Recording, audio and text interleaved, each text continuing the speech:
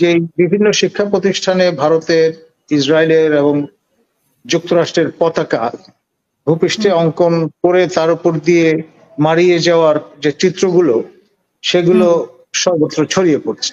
পাশাপাশি আরো যে বিষয়গুলো প্রক্ষেপণ পাওয়া যাচ্ছে সেটি হচ্ছে আমাদের এখানে যারা গুরুত্বপূর্ণ ব্যক্তিবর্গ আছেন, অর্থাৎ বর্তমান সরকারের বিভিন্ন দায়িত্বে, তাদের অনেকেই হয়তো টার্গেটেড।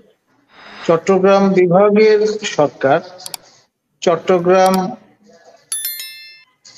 সমিতির সরকার, এনজিওদের সরকার, এই ধরনের নানান রকমের সমালোচনা, ট্রল, এগুলো শুনে শুনে আমরা অভ্যস্ত হয়ে গেছি। এখন অ্যাক্রস দ্য বর্ডার যদি আবার সেই চট্টগ্রাম ধ্বনি ওঠে, তাহলে তো একটু রিথিঙ্ক করতে হয়। এমনি সোশ্যাল মিডিয়ামে আমরা যেটা দেখেছি, দুটি এলাকার মানচিত্র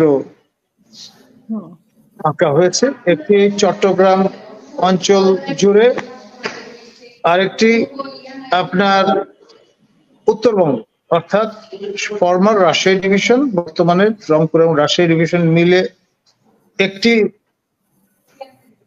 সম্ভাব্য হিন্দু দেশ, আর একটি আপনার ফেনী নদী অ্যান্ড বিয়ন্ড, অর্থাৎ তিনটি পার্বত্য জেলা এবং চট্টগ্রাম ও কক্সবাজার জুড়ে আরেকটি হিন্দু দেশ।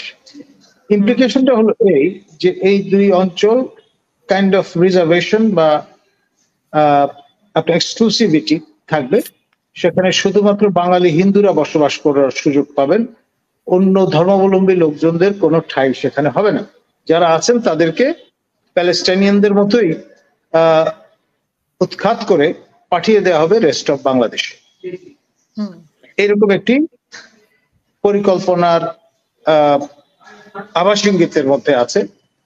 আর এর পাশাপাশি আবার অনেকদিন ধরে আপনার সাথে আমি বলেছি, ইন্ডিয়ান রিইউনিফিকেশন অ্যাসোসিয়েশন কাজ করছে দিল্লির কাছাকাছি দপ্তর স্থাপন করে, এবং তাদের পিএম বলে তারা পরিষ্কার বলেছেন যে তারা বাংলাদেশ এবং পাকিস্তানকে একত্রিত করে বৃহত্তর ভারত রাষ্ট্র স্থাপন করতে চান।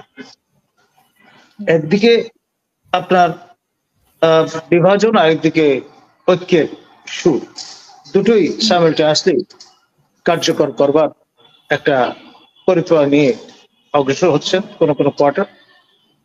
আর আমাদের ক্ষেত্রে যে বিভিন্ন শিক্ষা প্রতিষ্ঠানে ভারতের, ইসরায়েলের এবং যুক্তরাষ্ট্রের পতাকা ভূপৃষ্ঠে অঙ্কন করে তার উপর দিয়ে মারিয়ে যাওয়ার যে চিত্রগুলো, সেগুলো সর্বত্র ছড়িয়ে পড়ছে, এবং তার ফলে একটা সেন্টিমেন্ট তৈরি হয়েছে আমাদের প্রতিবেশী রাষ্ট্র এবং রাজ্যগুলোতে, এবং এমনকি মুসলিম বিধায়করা তারাও ক্ষুব্ধ প্রতিক্রিয়া ব্যক্ত করছে। তো সব মিলিয়ে আপনার ওয়ার্ম আপ করার জন্য যা যা দরকার সবই কিন্তু হামির হিসেবে প্রস্তুত আছে। আর এর পাশাপাশি কদিন ধরেই ভারত প্রথমে 25,000, পরবর্তীতে আরো 10,000 অন টপ অফ দ্যাট 35,000 সৈন্য সমাবেশ করেছে, এবং আমাদের পার্বত্য ত্রিপুরা, কুমিল্লা, সিলেট এবং খাগড়াছড়ি, রাঙ্গামাটি জেলা সংলগ্ন এলাকাগুলোতে।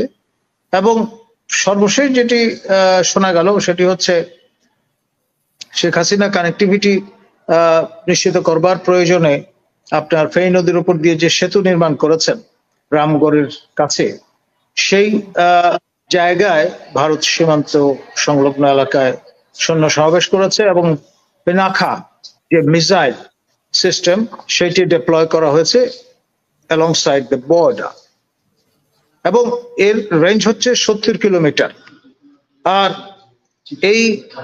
এর পাশাপাশি আরো যে বিষয়গুলো প্রক্ষেপণ পাওয়া যাচ্ছে সেটি হচ্ছে আমাদের এখানে যারা গুরুত্বপূর্ণ ব্যক্তিবর্গ আছেন, অর্থাৎ বর্তমান সরকারের বিভিন্ন দায়িত্বে, তাদের অনেকেই হয়তো টার্গেটেড, এবং যারা আমাদের এই বিপ্লব সম্পন্ন করেছেন তাদের সমন্বয়ক বৃন্দ, তাদের অনেককেই হয়তো টার্গেট করা হয়েছে। আপনি খেয়াল করে দেখবেন আমাদের সবার প্রিয় হাসনাত এবং আপনার অন্য যারা আছেন, জি সার্জিস, তাদের গাড়ি চাপা দেওয়ার একটা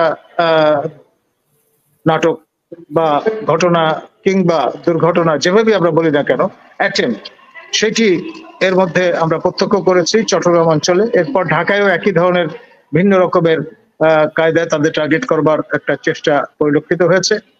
আর এখন আপনার যেটি বলা হচ্ছে যে 2রা ডিসেম্বর অথবা 6 ডিসেম্বরের দুটি তাৎপর্যপূর্ণ আপনার দিবস আমাদের মুক্তিযুদ্ধ সময়কালীন সময় থেকে সবাই খেয়াল করছেন।